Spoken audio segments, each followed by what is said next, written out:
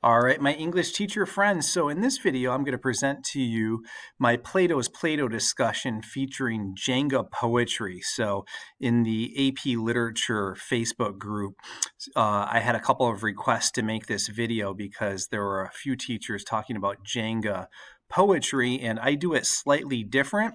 And basically, a Play-Doh discussion takes all the elements that I like about Harkness Discussion, Socratic Seminar, and Fishbowls and gamifies it, gives it a little edutainment spin. But the kicker in this is that the students are the ones asking the questions of the text. And I like this because it's sort of a many birds, one stone type scenario. I firmly believe that if students can ask the real good, pithy, juicy questions of a text, it translates really nice into their test taking skills, particularly with multiple choice. And then switching over to the FRQs for like FRQ1 and FRQ2 for AP Lit, they use my templates. So it ultimately comes down to their ability to read a text and ascertain its meaning with like pure exactitude. So you can get, as I said, a few birds with one stone here. So here are the featured texts for version 2 of my Plato's Plato discussion.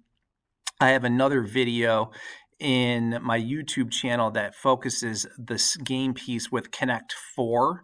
And so if you want to take a look at 3 other poems, that's in my YouTube channel. But for today, I went Poetry Foundation. They had these 3 poems last week, and I do something with my students called Drop a Poem. Every day we read a poem. I'm on a block schedule, so we have 86 minutes.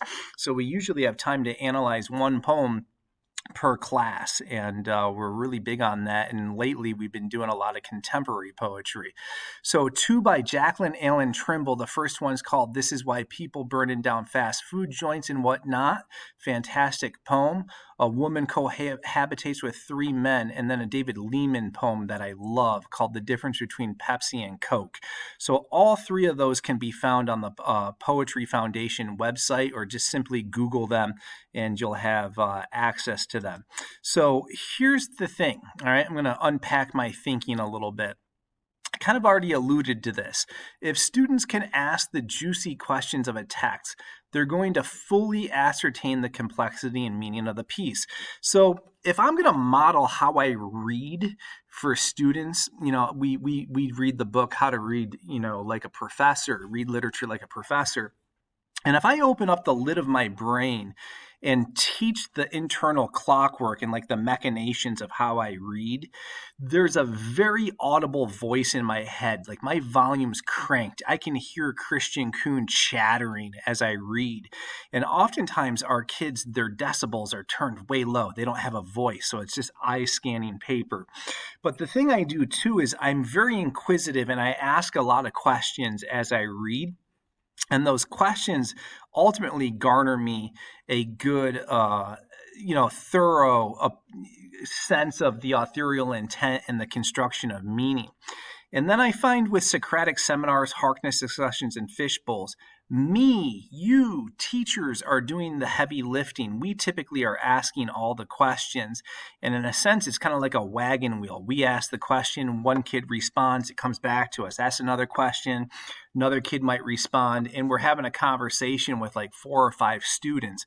In a Plato's Plato discussion, everybody has to be involved. There's no blending into the wallpaper. Every student must participate. I have speaking quotas and things of that nature, which I'll show you in just a second. So I also find that when you combine the elements of collaboration and competition, it's a really nice classroom dynamic. I do this with my on-level classes starting as early as 9th grade. Do it all the way through senior year, and I actually do Plato's Plato discussions at my college level courses. And then the big thing with reading, it's pattern, pattern, pattern. There's only so many things that an author can do theoretically, technically, and the same terms, devices, techniques keep recurring over and over and over again. It's like new poems, same old pattern, pattern, pattern. So That's the thing with this. And then you couple the reading with the writing, they begin to see the patterns in the reading, and then the patterns that are sort of indigenous to my templates, and my students fare very well on the AP exams, both Lang and Lit, and they do quite well. So I'm able to create classrooms of writers. So as I already said, this is going to be the color Jenga version, and here are the rules, the directions, and the setup. So I usually split a class. My classes usually are about 24 students. We cap at 28. So teams of 4 to 5 students works best. One member from a team goes to the Jenga and rolls the dice. So color Jenga comes with colored dice. Student removes that colored Jenga piece. The team that rolls feels the question, and then the different colors have different point values. I got them delineated here. You can do it however you want. I usually assign one color as the double point value, sort of a double or nothing. And if the team answers incorrectly, the question defers to the next team. I'm the game show host. I basically figure out, if the question is thorough enough or on correct, and just go about it that way. And then we play until all questions are answered or the Jenga falls. So probably similar to what a lot of you do. Another one that I mentioned earlier is the Connect 4 version. So if you don't have a Jenga, colored Jenga, you could also do Connect 4. And I use all sorts of gamified pieces for this. We use Kerplunk. I have Trivial Pursuit, Jeopardy, Family Feud. We even have Monopoly and Candyland that we use for Plato's Play-Doh discussion. So it's just gamifying it.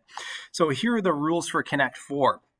You split your class into two, a yellow side and a red side, and they create 3 text-based questions of each passage. So the yellow team will have 3 questions, the red team will have 3 questions. And then the red team will present a question to the yellow team, and if it's correct, they get to drop a peg. If it's wrong, then the red team gets to drop the peg. Teacher's role, I officiate and guide the students to deeper reads, and that's it. And that's the big thing. That's one of the things I learned, in graduate school, going through my program. Students need to do the heavy lifting, and often with our discussion modalities, teachers doing too much, and it stymies the kids, kind of stifles them. So I'll show you a few of the questions that I have for these poems. So the first one, I forgot the title of the poem, is "This is Why People Burning Down Fast Food Joints and Whatnot." So I'll just show you the types of questions that my students ask. So each team wrote 3 questions. I assemble the best of them and I work on the wording just to make it really precise. But these are the types of questions that students are asking of this quest. These are not my questions. They're coming from students. And that's sort of the glory of the Plato's Plato discussion, is that I'm teaching students how to question the text. And I see, in the process of doing this over the academic year, my multiple choice scores just grow exponentially. Kids get so much better over the course of the academic year through the Plato discussion in terms of their multiple choice test taking abilities. So here's one question. I spy with my little eye the employment of 3 rhetorical questions. Great observation, so what? Unpack each and the impact they have on the meaning of the work as a whole, right? So if we're doing a multiple choice test and this is the poem, I'm sure the College Board or even any teacher, if you're doing it for like an on-level class, is going to make a question or note those rhetorical questions. Very, very important to the overall meaning of the piece as a whole. The second stanza has a unique transition. That single word, see, is very loaded. Unpack it. So you can see my students are making these observations, right? They're doing the deep read. I'm not reading it for them. I know when I ask the questions, I'm the one ascertaining the meaning. I'm the one constructing the meaning. Students need to do that. And here's another one. Characterize the narrator based on the text. Who is this person speaking to us? And we know with multiple choice, we often get characterization questions. So it's a very good question. The second sentence in the second stanza is a run-on. What is the authorial intent and how does this line create meaning in the work as a whole? Bonus point. The sentence reads like a list. What do we call that in literature, right? So teaching litanies, teaching enumeration, and taking a look at deep syntactical reads. So this is the caliber of question that my students are coming up with. And it's really nice that they're asking questions of each other instead of me doing the wagon wheeling. So here's one more. The speaker alludes to MLK and classic hymns like We Shall Overcome. Why are these things mentioned and how do they create meaning in the work as a whole?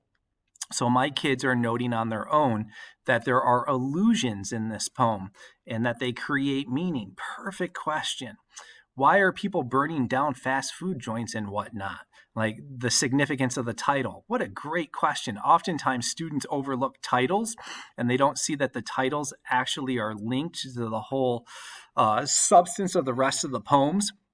And this title is the umbrella concept. It's the thesis of the poem, right? It's how the poem gets its exigence. And oftentimes in reading, kids completely overlook the title. So the second poem likewise has a bunch of questions on it. I'll give you just a flavor of it. I spy with my little eye that the bulk of the poem is comprised of independent clauses and short, simple declarative sentences. What is Trimble's intent and how does this establish her tone and ethos? It's a perfect question. Perfect question.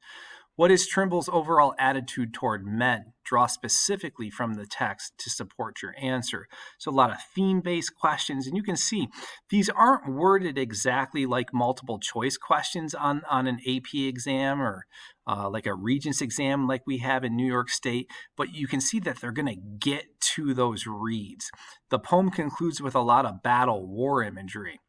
Why? What is Trimble suggesting about the nature of manhood, right? Students need to pick up on that sort of stuff. And then the last poem about Pepsi and Coke. Good questions here too. What is the function of the semicolon in this poem? Students need to make the observation that this is one big long run-on sentence, and I think if I recall it has 11 semicolons in it. I think it has 11 semicolons. It's got a lot of semicolons.